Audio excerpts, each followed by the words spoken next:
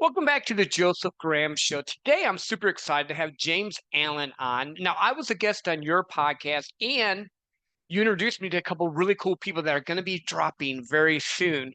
That are just mind-boggling. So we were talking a little bit before the show, and first and foremost, thank you for being on. But we were talking about the power of networking and how that's helped build your brand, your business, and all. So tell us a little bit about how networking has helped you, and kind of who you do and what you help. Because you have an amazing podcast, you do a bunch of stuff, but kind of give people it from that vein to start.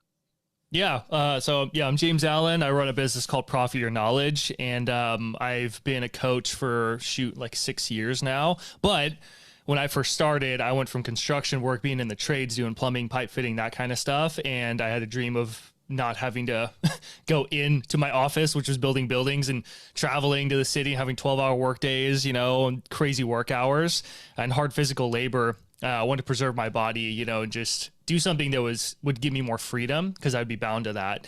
And that's where I started coaching. And I originally was a spiritual life coach. And from there, I was learning about business. I realized, like, wow, this is way harder than I thought it was going to be, despite getting the credentials, and the multiple certifications and all that training and everything. Like, you got to learn the marketing, the sales, which is where, you really shine too, Joe. And it took me a long time to figure that out. So it was like a good, 2 years of starting to kind of figure this thing, overcome fears, all the stuff. Because I was young when I started and I had no business marketing background whatsoever. And then I made a pivot over to performance and like productivity stuff, helping a lot of sales professionals, a lot of coaches and entrepreneurs just streamline their like basic operations for themselves and how they can tackle their days more efficiently and that kind of stuff. And I read like every book under the sun related to productivity. And that's where I started learning about like digital products and selling them in your sleep. And I'm like, that's the dream, like making passive income or even remotely passive income so I can go travel. Like, that's what I always wanted. And then I started building programs. I built like 6 of them. It didn't make me any money. And I finally made one that sold in my sleep, and then it kept selling, and I was like paying my rent every month. And I'm like, this is amazing. So that's kind of like the journey so far. And then I started helping other people. They were making money, and that's where I started Profit Your Knowledge, long story short. And networking has been a huge aspect of it. And like my podcast, I meet so many amazing people in there, and I get messages all the time, people saying, I love your podcast, it's so helpful. Or new clients, they listen to it and they're like, I didn't even know you had a podcast. And it's the Profit Your Knowledge podcast.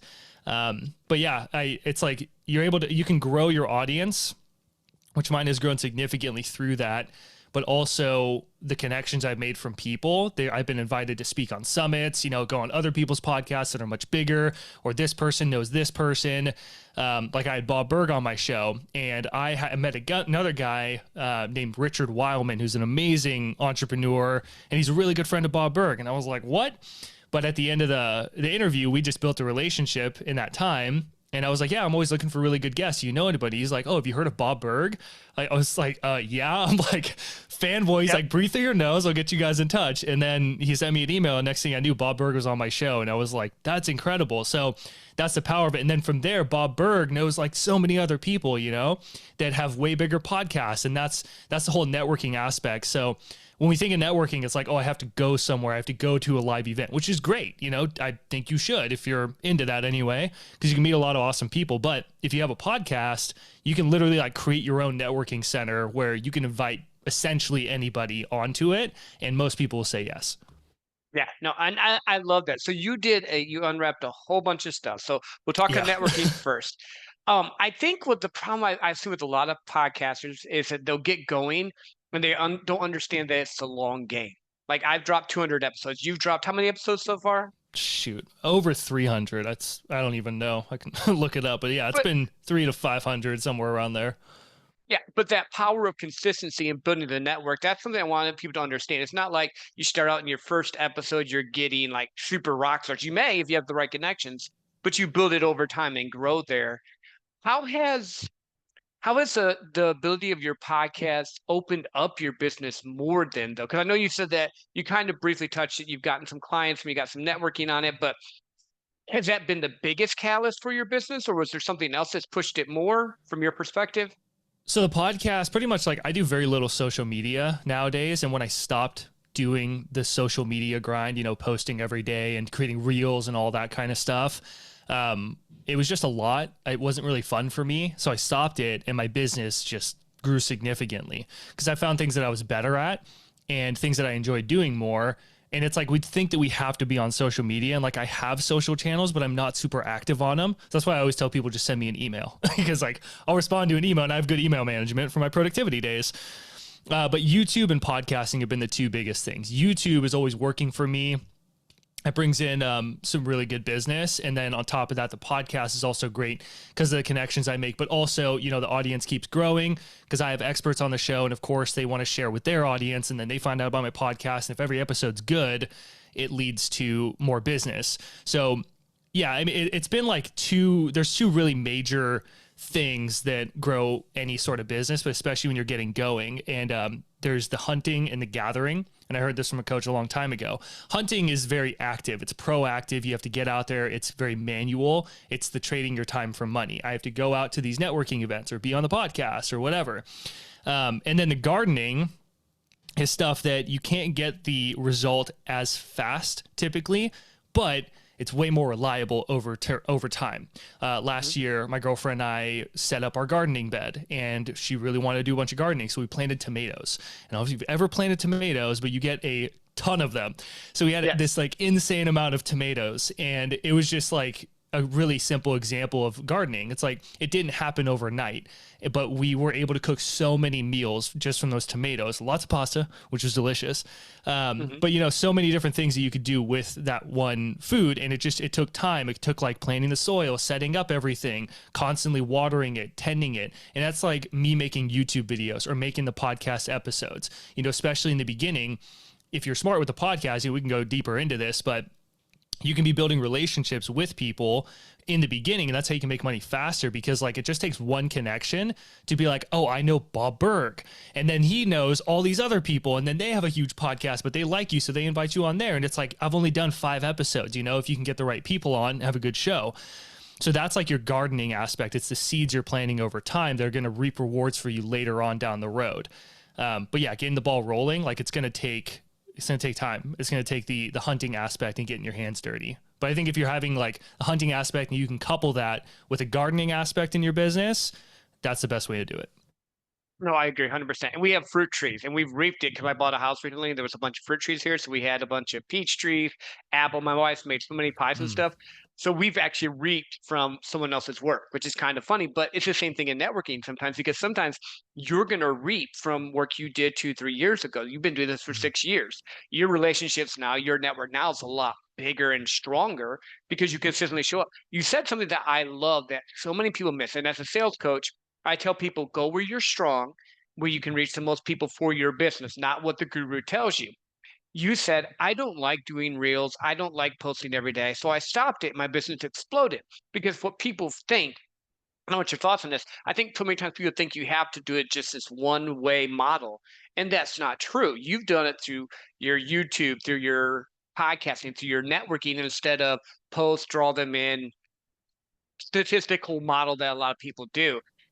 What gave you the ability to think that way, which I like, because a lot of people are, well, I'll just say this, a lot of people can be sheep and they'll follow the latest, greatest thing from Gary, who I love, to mostly who I love, to whoever the new it is, instead of following their own path. Did you just have an epiphany one day, or how did you make that decision? Yeah, that's a great question. And the irony behind it is that it's because I followed my gurus, you know? So it's this whole thing of like, I can teach you how to go snowboarding or ski or ride a bicycle or anything, and I'll show you what works for me. And, you know, there's some fundamental pieces to doing it. You know, there's certain things that just kind of click for everybody. But at some point, you have to find your own style. And it's like the way that you may ride a bicycle or go snowboarding or skiing could be different than the way that I do it, even though we can both do it proficiently. You know, Same thing with business. Basically, you and myself and any other person who teaches you anything, we're just big calamities and like Frankensteins of all the people we learned from before. But we find things through our own experience of doing it. And there's this great quote that says the work will teach you how to do it. So I'm a fan of investing in myself. I love it because every time I invest in myself, I learn something new that I can pass down to my clients and help them get a better result, because usually I'm on the same journey as they are, you know? And if they're just further behind me, but it's like, hey, I just learned this really cool thing, and now it's going to shortcut your success even faster. So that's the power of investing in yourself.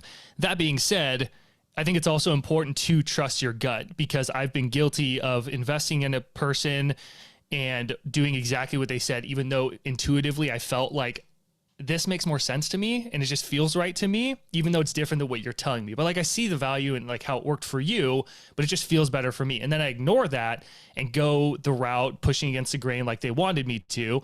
And I don't get a result, and I'm more stressed and I'm not happy. But then if I just trust my gut, then I end up getting the result. So I think it's a fine line of like, yes, invest in yourself. You have to learn things that you don't know, which is why we make these investments.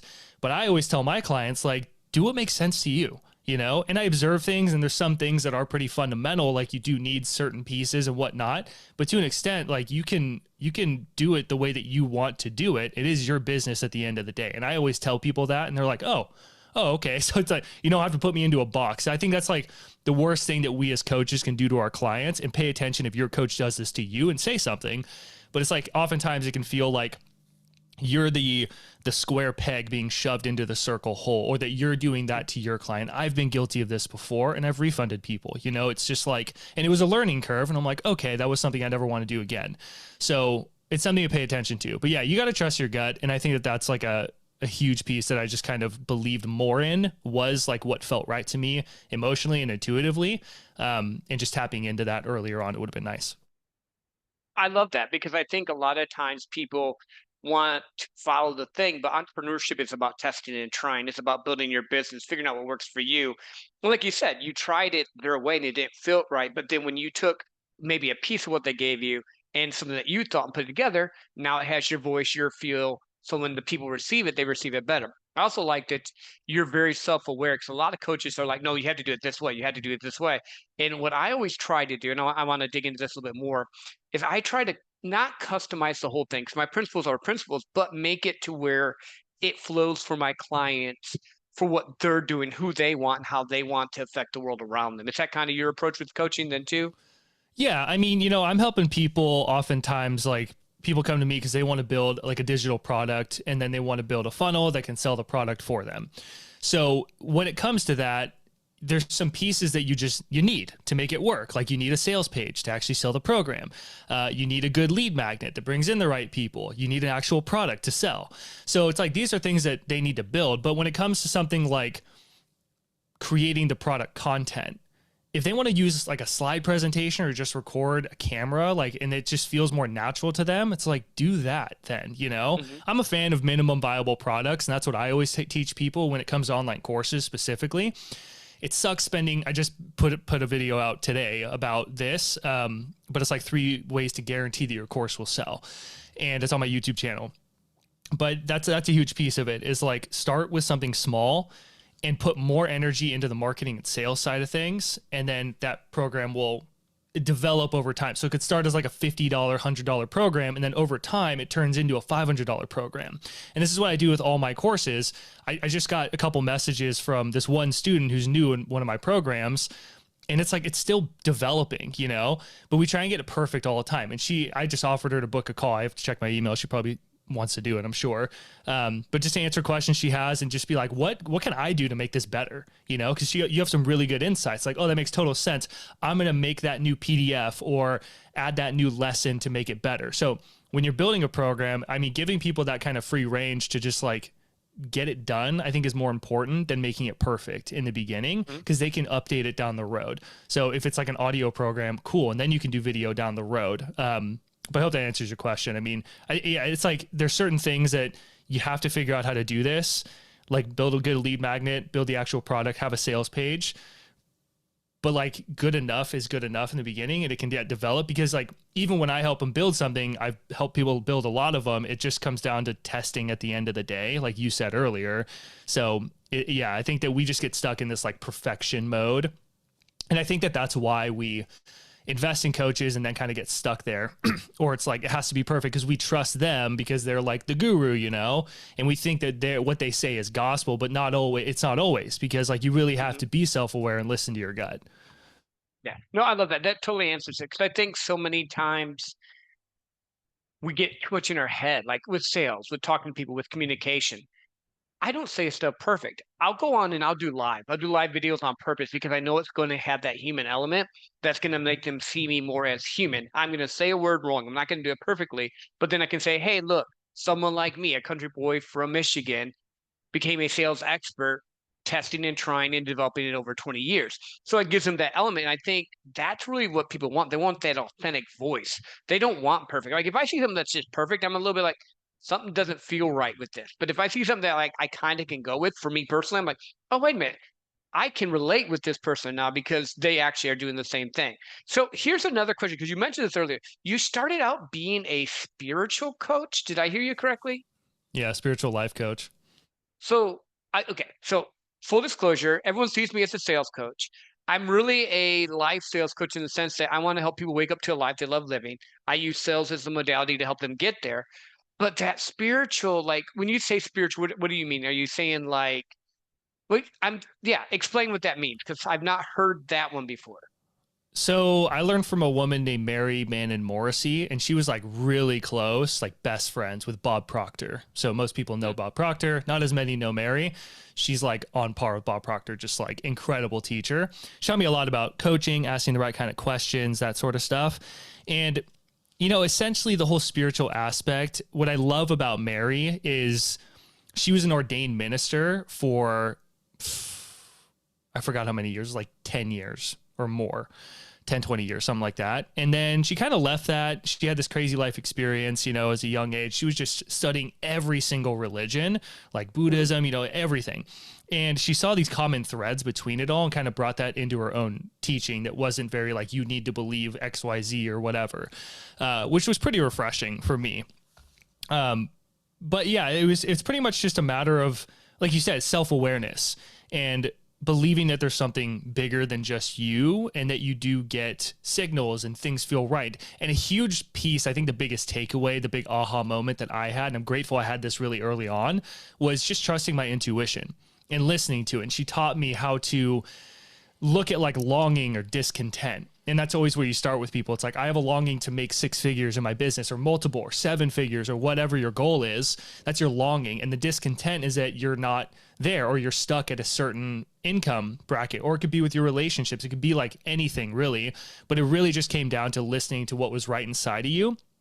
And even if you're going to make an investment, like what's it feel like to invest in Joe or to invest in James and Profit Your Knowledge? And yeah, just the energetics and all that. And that's what made it more like spiritual, is just trusting and listening to that intuition, the signs and signals that you were getting from inside. So really it's just about building self-awareness. No, I love that. Like I had a episode with Kazim on, we talked about the human experience and why people think and act a certain way. And he's like this marketing brilliant dude. I don't know if you know Kazim Aslam. If not, I'll introduce you. Um, but I'm always intrigued by that because like sales to me is just second nature, but it's because I'm always interested in the person. I'm inquisitive about the person. How can I help them? What are they looking at? Why are they thinking that way? And I think that's why for me that's been there. And I love the intuition part. The other thing I wanted to mention that I liked was you said that she challenged her beliefs. She looked at everything. And I love that. Like I am the guy that will say this. If you haven't challenged your beliefs, are they really your beliefs? Like again, I'm not trying to go down the crazy road, say someone's wrong, someone's right. Everyone sees through their rose color glasses. I get that. But like I love just challenging, even if I really firmly believe in something, I like just challenging it and figuring out, do I really believe this? And it seems like you're kind of that way too. Is that kind of how you approach things? Like just Yeah. because I think it's this way, I want to find out more about it. Yeah, I mean it's funny. My girlfriend and I were talking about people, you know, and it's like you hear from someone. I mean, this happens all the time, whether it's like a teacher or whatever. But people are like, "Oh, that person's this person is this way," and like a lot of people will just take that and say, "Oh, now I see that that person's that way," even if they have no idea what that person's like. So very much like anything that I'm learning, but even like in this example, like a person, I'll keep that stuff in mind and be like, okay, that's interesting that you said that, but I'm still going to go get to know the person and see them with a fresh perspective and see what I think of them. And that's kind of how I approach like everything, you know, and I try to approach everything. It's just, yeah, it's having an open mind with things and challenging like, oh, I don't agree with that. Or maybe, yeah, I totally do. They are that way, you know? And, yeah, I think that that's just like a good way to live. It's like everybody's, I mean, there's a really crazy book about this called The Four Agreements. And that was the first book that I read about like personal. That's actually the first book that got me into personal development. But there's also a book, the second version, which is the Fifth Agreement. And that goes over the four agreements and then introduces the fifth one. It goes like way deeper. Not as many people know of that one. That book is insane, man. And it's just like, it's all about the truth and what really is true and how humans make things so complicated. And it's all about assumptions that we make. And that's all of that stuff, whether it's, you know, what you believe in terms of your religion or your spirituality or whatever you want to call it, or whether it's a person. It's like we make these assumptions based on what we get from the outside world rather than just what we experience in our own life. So it's a whole different rabbit hole. But no, I love it. I've not read I've read the Four Agreements. I've not read the fifth, so now it will be on my list because I'm like, that intrigues me. Like I said, the human experience intrigues me. Why people do stuff. I'm a big history nerd. I like to go back and read in time, and I'm just sitting here thinking of all the different crazy things that have happened, and there's really nothing new under the sun. Like, yes, there's better technology now, but there's so many different things that people were able to do. And I don't know that stuff. I could go down that rabbit trail for a long time, but we're talking about podcasting and networking and all that. For sure. Yeah, I'd love to reread that book. Actually, I had a copy, but I don't know where it's at now. But Gotcha. yeah, and I think that this stuff is just like, I think the big takeaway, what we're kind of talking about, is that it's good to invest in yourself and keep an open mind and just kind of trust like what feels right to you. Cause that's, again, the biggest thing that I got from my coaching institute and the stuff that I had learned. I didn't want to be a spiritual life coach because I got kind of burnt out on it just because it felt like I was more of a therapist than anything. And that's where I kind of I wanted to make a change. So I went into the performance and productivity aspect because it was more career focused. And that's what I always wanted, was to help people with finding a career that they really enjoyed, that gave them freedom. But I didn't want to like write resumes and that kind of stuff. I was like, I don't know anything about that. You know, like my resume is weird. It's like all this crazy stuff. Actually had someone, when I applied for a job, tell me that they're like, this is just a bunch of weird stuff, you know? And I didn't like them. I heard things through the grapevine that they weren't that great. And then I was like, oh yeah, I totally agree.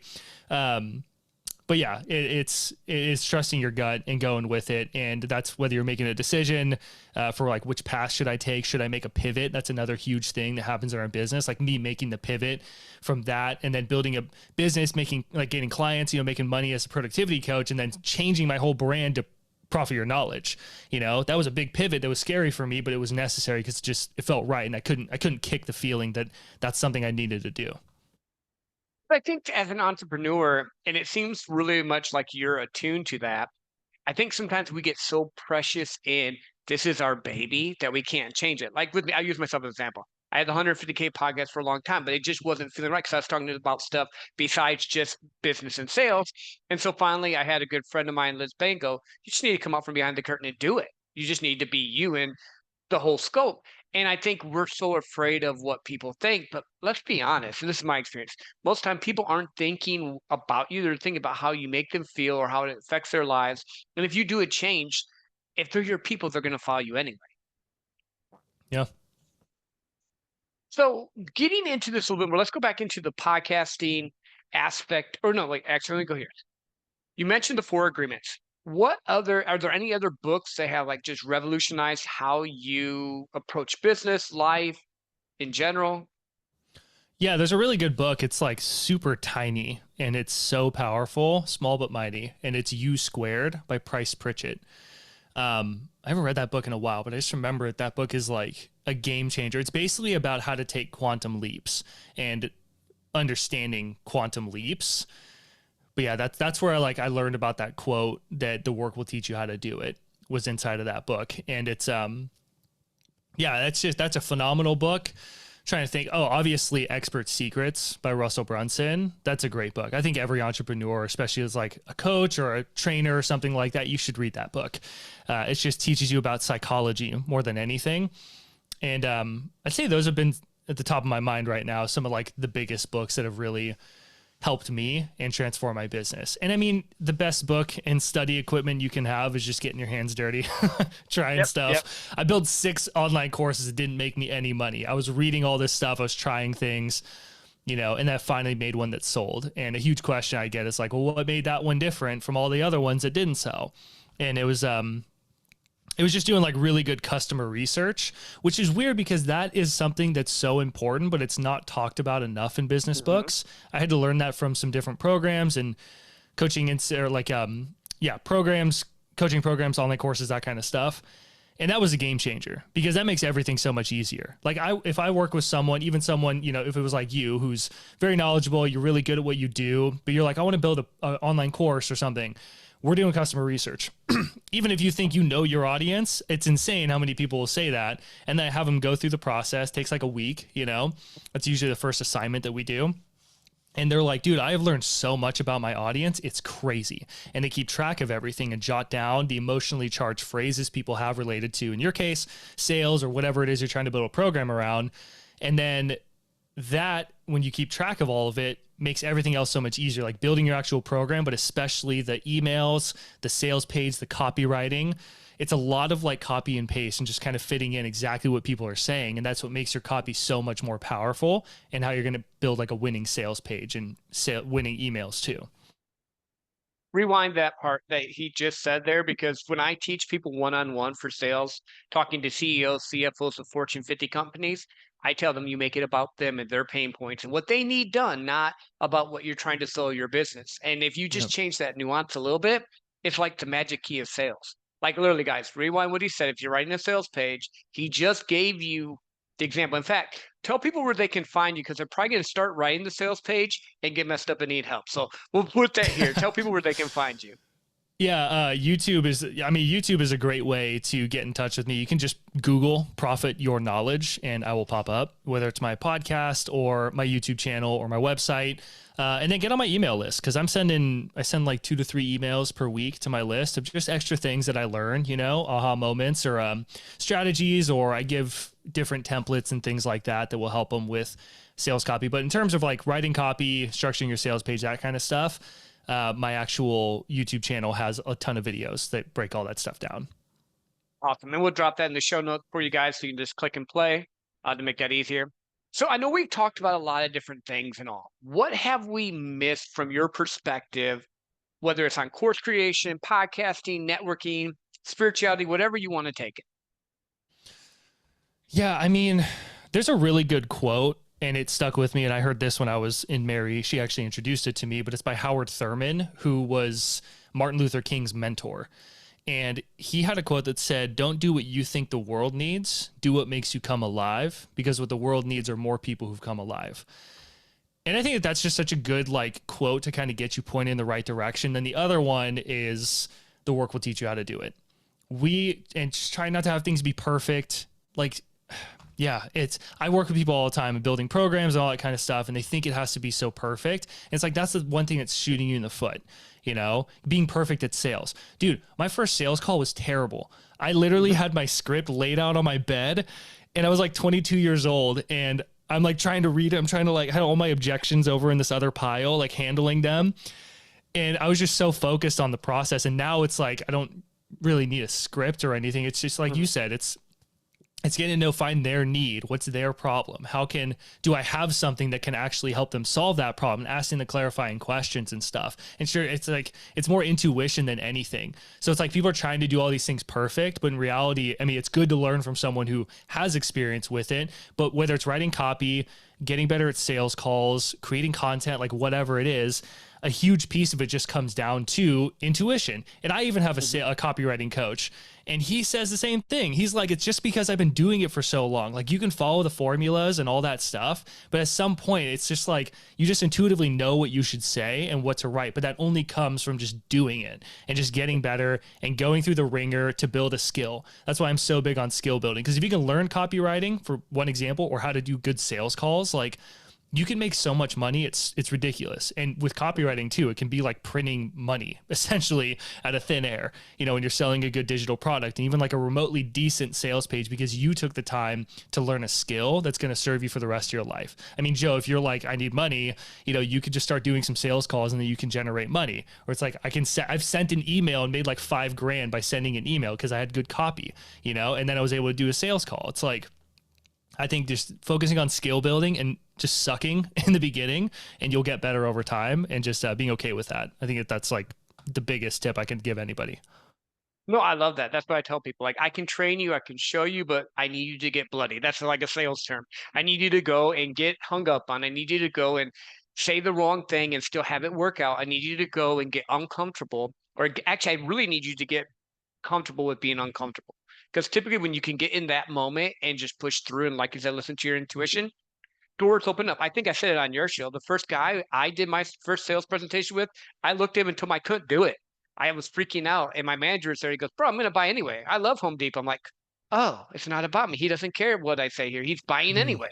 So I think it's Yeah. just like you said, figuring out, testing, trying, having people help you because coaches just give you guidelines and help give you insight into what you're doing, but you really still have to do the work. You really still have to reach out to your client. You really still have to engage Yeah. and do the thing that you're supposed to do. So no, I love that. I think that's great. Yeah. I'm in a coaching community right now, and it's like for YouTube, and there's a lot of business side, and there's a copywriting coach. That's where I met my copywriting coach. And as we're saying this, I'm like surprised thinking about how many people there are in that group, and there's constantly more because it's just like a scalable group. And more people keep showing up, and there's so many people who like they don't submit questions on the calls. And for me, if I'm not on the call, it's because I'm working on Hmm. something that is related to that. Because if I'm on the call, I'm submitting a question. Otherwise I'm not. There's no need for me to be on the call, But I don't like just sitting there on the call because that's time that I could be putting into writing a better YouTube script or working on my packaging. But if I'm on the call, it's like, hey, can you give me some advice on how to get this started or something, like anything. But just like leverage it. And a lot of people like they pay for these programs and then they just kind of sit there passively, and you have to be proactive. And like you said, like, yeah, it's having a coach is great because they can kind of give you guidelines. It's like when you go bowling, sure, and you have no idea how to bowl, you can just start winging it and you're going to probably be making it in the gutter a bunch, but then you put the bumpers up. You're like, oh, this made it so much easier. And that's what having a coach Hmm. is. It's putting the bumpers up so they can keep you in line and keep you focused on the right things. And then, but you still have to like bowl. You still have to do it and get used to it and find how you can bowl. Cause that's like your form may be a little bit different than mine, or the way you kind of hold the ball or roll it off your wrist or whatever. It's going to be different than me because you're a different individual. So I think just people just like, yeah, it maybe has to do with growing up a certain way or whatever it is, but we just think that we have to be, it really is. Cause like we go to school and we're told like what to do. We go to a job and we're told what to do. And that was a huge piece in the first like year of me just starting my coaching business, was figuring out like, how do I actually like command myself to do something and then just do it and have the discipline to do it? How do I know what to focus on? Like all that kind of stuff. And that's what I was helping people with in the productivity space. But it's like, yeah, we're told what to do all the time. And then you get into entrepreneurship and it's like, nobody is coming to save you. You have to be the one who gets your hands dirty and does it. And yeah, just like have the courage to do it. I think it's a hurdle that seems so simple, but so many people get trapped by that. Well, I think it's we still think and care too much about what other people are thinking about us because we're confused thinking they're thinking about us. Like on those group calls, if I'm on a group call, when I'm in a mastermind, whatever, I'm asking questions. If they're having a hot seat, I'm throwing myself up. Why? Because I'm Yeah. here to get better. And if Mhm. you know stuff that I'm not seeing, I want to learn. Like I'm not like I think that's been my key to success with it because I'm unafraid anymore to be embarrassed by what I don't know or how I mess something up or maybe I don't say it right. And that's Yeah. opened up doors to where I'm like, holy crap. All I have to do is change that little bit and then I go and try it. And if I mess it up again, I come back and talk again. I think that again, I love entrepreneurship because like you said, no one's coming to save you and you have to chick and do everything. And then there's other times where I think people are like, oh crap, no one's telling me what to do. I don't know what to do. And they get into that brain analysis stuff. And I'm just like, small steps every day. Do three things to move your business forward. Know what you need to do that's going to give you an actual income building your business and moving it forward. Because if not, you have a hobby, and that's an expensive hobby to have if you're not. Yeah. Yeah, and what's funny, to your point about being in like a group or a program and there's other people, and I know it's kind of scary to put yourself out there, but like I had that going into this group because in this group, like I'm the little guy, I'm like tiny compared to these. There's some other people who are like tens of thousands of subscribers, like they have really good, successful businesses, and I'm just putting myself out there with this thing that I'm stuck with. And like I was feeling nervous, but at one point I'm like, dude, I'm here to learn. I paid for this. Like I'm going to get as much as I can out of this program. And the funny thing is that when I submit my questions and I get out there and I'm in the hot seat, people are so supportive. And it's like I was making up this huge story of judgment because I was judging myself rather than just doing it because like I want to learn. And people were so supportive with it. They're like, oh, you can do this. And it's giving me all these ideas or, this didn't really make sense, you know? And it's like, I'm not going to take it personally, for agreements, by the way. And I'm just going to show up and do this because I want to get better. I want to learn this skill and develop a skill. So I think if you can focus on like building skills and understanding that everybody sucks in the beginning, you just have to put in the work. Like that's really how simple it is. And some people are going to succeed faster because they'll just pick it up faster because they're going to actually do the work faster. So yeah, it does go hand in hand, but I think we make it way too complicated. And I love it. And it's true when you're in those groups and all, everyone's in that group to get better. So when you raise your hand, you're giving them permission to help you instead of them wondering, oh, I have a good idea, but they don't want to like force it on you or push you into something. Because like that whole adage, the teacher will show up when the student is ready. And I've noticed for me, every time I've come to a big epiphany in my business, my life, sales, whatever, I had to humble myself and ask, not get in my head, not get in my ego, not get in my, oh, what will people think? And it got into more of, I want X. So if I want X, I need to ask for help to get to X because I'm stuck. Yeah. Common sense. Common sense isn't common though. No, not at all. Not at all. Before I let you go, as we're wrapping this up, is there anything else that you wanted to leave our listeners with? No, I think that, just hitting home the point, you just got to get your hands dirty. And I mean, if you really totally lost, like I have no clue how to do this, you could go at it yourself. But if like you have no clue how to do sales, or if you're stuck and you've been doing sales calls and it's just not working, like get in touch with Joe. If you're like, I have no clue how I would even create a digital product, like I can help you with that. So finding a good mentor that can help you there. And at the same time, just giving yourself permission to trust your gut and to listen to that. And just stay the course really. Cause I remember I thought about quitting my business one time and I was like, what do I really want? And I'm like, I want to have a successful business. I want to make like 6 figures in this business, and do the coaching thing.